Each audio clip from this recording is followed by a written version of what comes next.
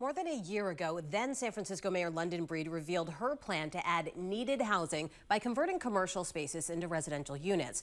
Now Mayor Daniel Lurie has upped the ante by adding incentives to convert those properties. ABC 7 Building a Better Bay Area reporter Lyanne Melendez is here, and she tells us if it's motivation enough to build. Lyanne? Well, I'm hearing that it's a good deal, but we'll see. They're not really jumping at it yet. But you know, let's say I own an office building. In order to convert it, I'm going to need a lot of money. Now, what the city would do is once the building is converted, you get a rebate. So money back every year for 30 years. Now, it sounds promising, but right now developers say there's a lot of uncertainty. Building conversions are a challenge, but not always impossible. San Francisco has a history of converting office spaces into residences. 46 condos were developed at the Royal Insurance Building at Sampson and Pine Streets. The old Chronicle building is now a Ritz-Carlton residence on Market Street. 52 units there were converted. The Bank of Italy building, later named Bank of America at 1 Powell Street, was transformed into 44 lofts. And the largest conversion happened at 100 Van Ness, the old AAA building, now home to 418 rental units. The architect explained how they did it. And the biggest thing that we did at the building was to remove the old precast concrete facade and to replace that with floor-to-ceiling glass to really allow the view potential in the building to be realized.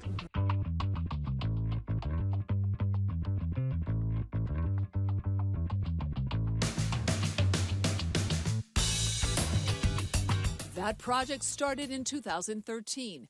Today, a hard reality is hitting developers like Mark Babson of the Emerald Fund.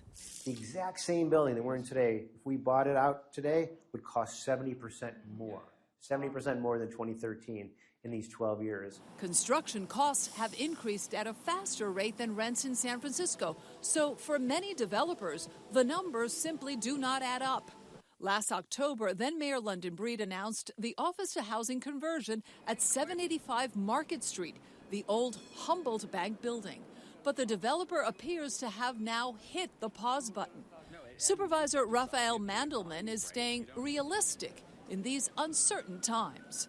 You know, where are we going? Are we headed into recovery? Are we headed into recession? That'll make a difference. What happens with interest rates? You know, what happens with tariffs? Here's what the city has done to incentivize developers. A year ago, we told you the city's permitting process had been expedited and planning fees reduced. But there's more to it. Developers who convert, then later sell the building, no longer have to pay the 6% transfer fee. Check. Conversions are exempt from affordable housing requirements. Check. That was all done to try to add housing and revitalize downtown.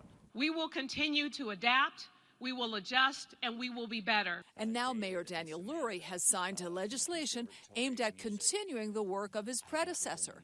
It would reimburse the yearly tax increases that an owner would have to pay. That increased tax would actually come back to the owner of the building as an incentive for them to take on the project in the first place. Let's say you converted the building and now the added value is $209 million. The building would be eligible for a city rebate. In this case, that's nearly $1.4 million in the first year alone.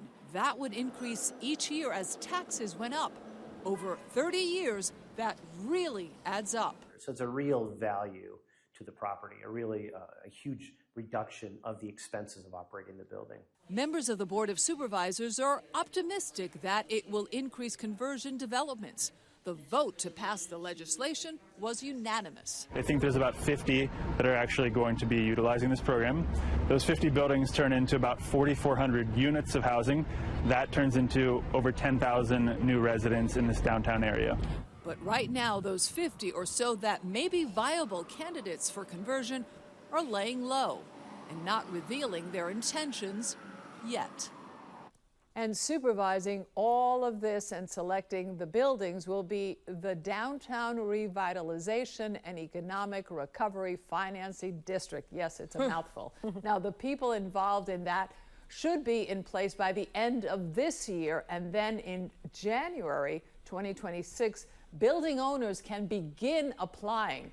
And we will certainly keep tabs on all these conversions because it's going to take a long time. Think about it. That's what I was going to say. This is going to take time Maybe just to 3 get to 5 started. years, maybe more. Yeah.